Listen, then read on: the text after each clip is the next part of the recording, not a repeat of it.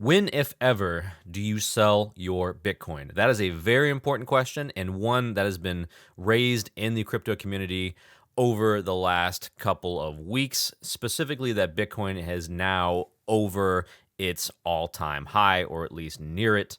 And in this video, I want to go ahead and answer that question. I want to pose you some important questions to ask yourself, and I want to go through my thought process and my plan to profit from this bull market.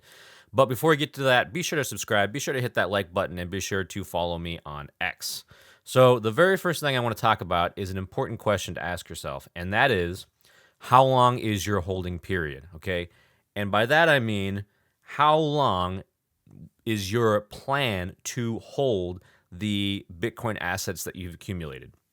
So for me personally, my holding period is long term. It's always been long term. I've talked many times in this channel about how I buy Bitcoin specifically to hold it for years, not necessarily months, but years. And some people out there will say, well, I'm never going to sell Bitcoin, so I'm just going to buy it and I'm going to basically hold it forever. And I don't think that that's what I'm planning on doing. That's not my goal for Bitcoin.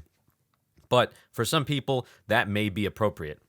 And then next question is, has your risk tolerance changed? Okay. Bitcoin is a speculative asset. It goes up extremely quickly. It goes down extremely quickly. We see 10% swings normally, though I do think in the future that we'll wind up seeing less of those crazy swings intraday as more and more Bitcoin adoption happens around the world. Though the important part of this is, has your risk tolerance changed? And if your risk tolerance has changed, maybe you've gotten older and you don't want to take as much risk, that could be a key factor in identifying when, if ever, to sell Bitcoin. Now, the next thing I want to talk about is the 3 key times, I think, to sell Bitcoin. And before we get to that, just note that this is not financial advice. Do your own research. I am not a financial advisor, and you should always take these situations and make them more applicable to your own situation. Everyone's situation is entirely different. So I see 3 key points of when to sell Bitcoin in order to maximize your profits. And that is, number 1, the prices are near the all-time high. So we've seen in the past couple of weeks, Bitcoin go above the 69,000 region. That was the previous all-time highs. Many people will take that as a point to sell. And honestly, I think that's not a bad idea. About 69K or so, if you go ahead and at least take some money, some profits, take some of the profits, and then maybe keep your original investment, that makes sense to me.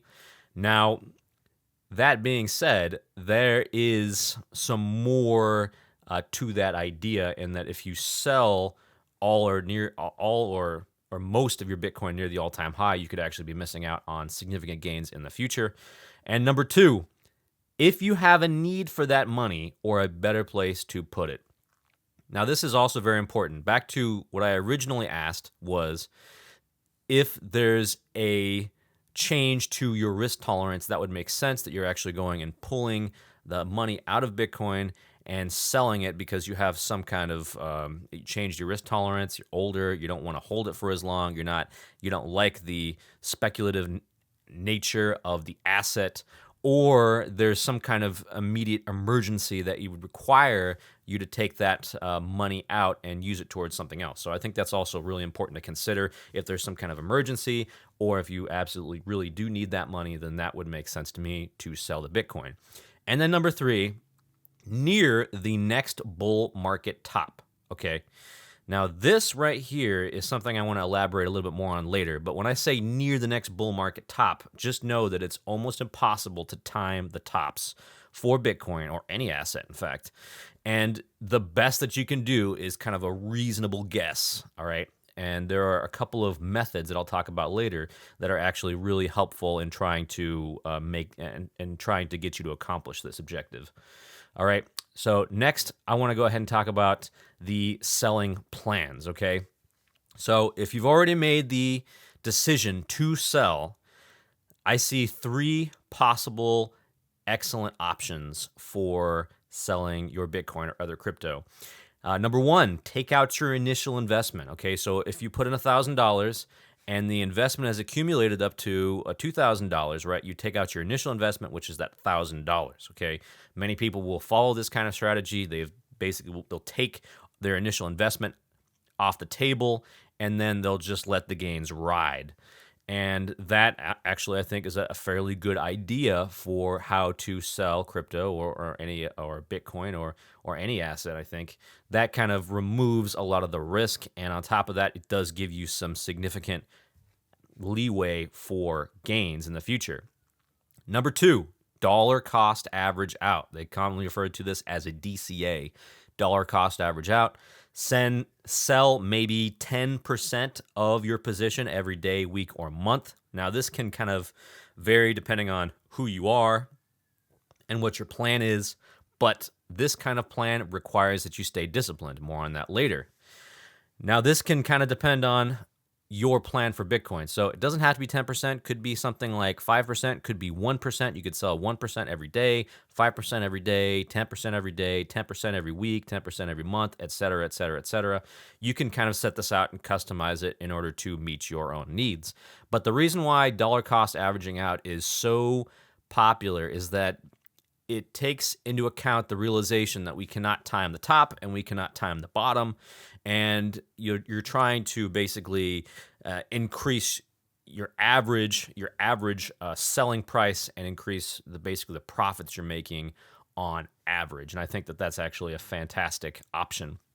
And then number three, just selling everything. Just sell everything you have and just get out.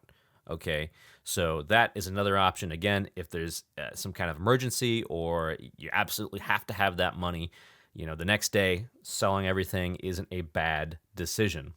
All right, so let's go ahead and talk about my own plan. So I am a big fan of dollar cost averaging. I dollar cost averaged into Bitcoin, and I will dollar cost average out of Bitcoin, okay?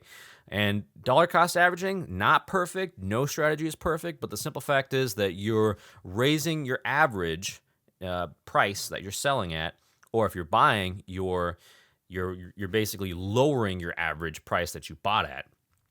But my plan here is to dollar cost average out near the bull market highs, about 5 or 10% a day or so, including both my Bitcoin, my Ethereum, and my Solana positions. Okay, so that's my goal here. Now, I say near the next bull market highs. Okay, so how exactly would you determine that? Well, there are a couple of different ways, different metrics that you can look at, but two of my favorite metrics to look at to give you an idea that we are at or near the bull market high. First, we have the long-term versus short-term holder supply. I've talked about this metric many, many times, but this is a key indicator in determining whether or not the bull market high is near. And so what you're looking at here is a chart. The blue here is your long-term holder supply. This is when your Bitcoin addresses have at least have held Bitcoin for 139 days, plus or minus 20 days or so. But the goal here is that you look at this chart, you look at your long-term holder behavior, and you make a decision based off of that. So normally during the bull markets, we actually have the long-term holders will actually sell their positions, and during the bear markets, they will accumulate.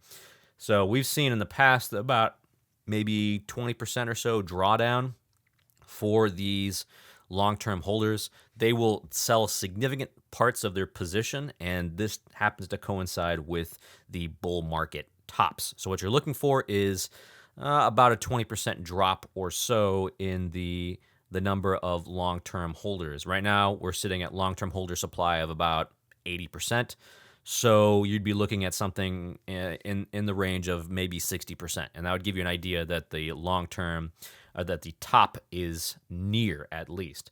Another thing I like to look at here is the Bitcoin MVRV Z-score. You can find this on CoinGlass or just Googling it. So the Bitcoin MVRV Z-score. First, you have your MVRV, which is your market value over your realized value. Okay, so you're taking the market value, aka the price that Bitcoin's selling at right now, and the realized value, the basically the average cost basis for the market, and you're comparing the two of them. And Z-score gives you an idea of the comparison of the two of them. And we've seen here that in previous bull market tops, it tends to go at least above 6 or maybe even around 7. Right now, it's not even anywhere kind of close to that region. It's maybe hovering at about a 2, 2.5 or so. And so we're nowhere near the bull market tops. Okay, so this is something I'm looking at. I look at this like nearly every single week to try to figure out where we are in relation to the tops, and this is something I will cover in detail in my other videos. So make sure, if you guys are interested in that, make sure to go ahead and check out my other videos, and I made a whole video covering MVRV as well. All right, so those are two big indicators I'm looking at. So the whole goal here is to DCA out near the top of the next bull market. All right, so that's the first part of the plan. The second part of the plan is to stay disciplined. It is so important to stay disciplined because in this kind of market, not only can you get FOMO, fear of missing out, but you can also get incredibly greedy as well. Okay, so not only do you have that FOMO and you're thinking about, okay, well, I want to buy, right? So buying near the highs, 70, 75, maybe 60s in that region. And honestly, it's really important just to stay disciplined, right? Wait for a nice little dip to kind of get in and build your position instead of just buying near the highs, okay? At the same time, you have to stay disciplined in selling as well.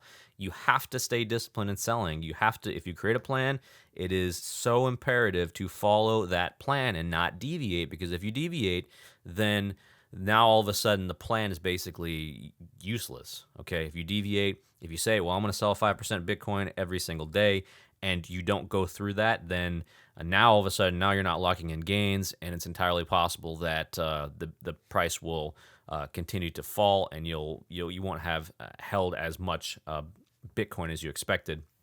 Or if you're buying an altcoin and the Bitcoin price drops, you could see a 10, 15% drop in the altcoin price as well. And that would be a major hit on trying to establish profitability for this speculative altcoin, let's say. So it's important to stay disciplined. It's really important. It's easy to get sidetracked, especially when money's involved, to get emotional, but it's important to stay level-headed and disciplined. Now, the third point here is that I don't want to sell all my Bitcoin, because Bitcoin, I think, is an incredibly valuable asset, and it's important to realize that it can increase the value of your purchasing power, especially as inflation destroys the purchasing power of the dollar, okay? Or use it as a substitute for digital gold or safe haven for funds, okay? So that's why even at the lowest end, I'm still going to keep some Bitcoin, probably 30 to 50% of my portfolio in Bitcoin, and I will just ride it out until we see the next cycle play out and we get to a new bear market low, and then I will begin my DCA process. All right, so that's all I've got for you guys today. I just want to thank you for joining me. I know this is kind of a longer video than usual, but I think it's important to just talk about the reasons to sell, if ever, Bitcoin and crypto assets. Thank you very much for joining me. This is Cody the Coin Raptor, and I hope to catch you guys in the next video.